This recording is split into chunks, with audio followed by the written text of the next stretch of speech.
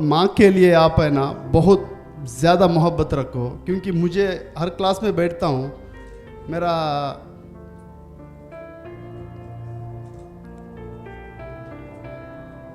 कब क्लास ख़त्म होता है बल्कि मैं इंतज़ार करता हूँ उनसे बात करने के लिए। छोटा स्ट्रोक हुआ है, इंशाल्लाह उनके लिए दुआ कीजिए। अब्बा तो गुजर गए, उनको अल्लाह ताला जन्नत नसीब फरमाए। आमीन आमीन। बस माँ एक है, अगर वो चले गए तो कुछ भी नहीं है। इमोशंस देखिए माँ के लिए, जो आज गर्लफ्रेंड को हम जो ज़्यादा दे रहे हैं इम्पोर्टेंस, ये पैसा वैसा कमाने के बाद आज इनके पास दौलत है, पैसा है, कई कंट्रीज़ घूमे हैं, और माँ थोड़ी सी बीमार है तो ये कह रहे हैं कि मैं तकता रहता हूँ कि 5 कब बज जाते हैं तो फिर मैं माँ से फ़ोन पे बात करूँ।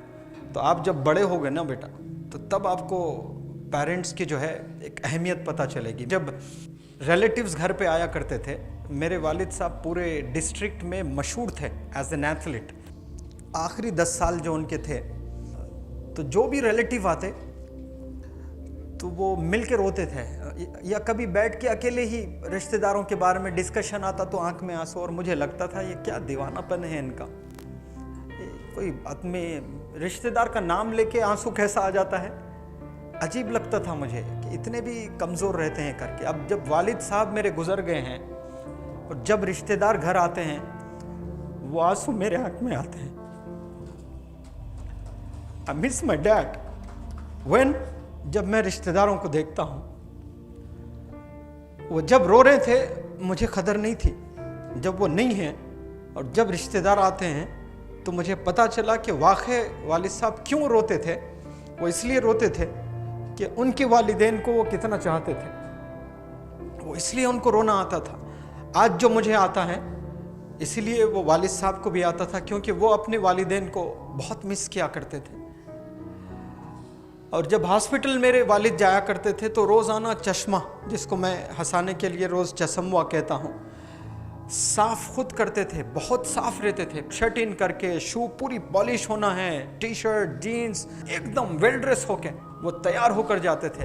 अपना जो स्पेक्टिकल्स है वो साफ़ करके जाते थे, लेकिन जाते वक्त में वो अपनी माँ को देते थे और वो अपने पल्लू से चश्मे को जो है साफ़ करके दें, वो लाइसेंस है बाहर निकलने का, तो वो लगा के फिर बाहर जाना। एक दफ़ा जल्दी में गए तो वालिद साहब कह रहे थे कि बहुत बेचैनी हुई, पूरे 8 घंटा में जो ड्यूटी कर रहा था बहुत बेचैनी हुई, क्योंकि मैं आज मेरी माँ की दुआ लेकर नहीं निकला घर के बाहर।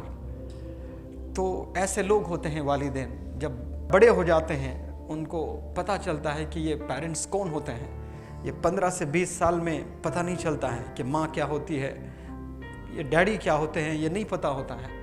लेकिन जब आपकी एज बढ़ेगी तब पता चलेगा। लेकिन याद रख लें, वो दर्द आज आ जावे आप में तो फिर आप आज से ही आप जो है जन्नत में खिले आपके बनते रहेंगे, महल बनते रहेंगे आपके इंशाअल्लाह। और यहाँ भी महल बनेंगे और वहाँ भी महल बनेंगे इंशाअल्लाह। मैं दुआ करता हूँ आपके लिए कि अल्लाह आपको खूब कामयाबियों से नवाजें।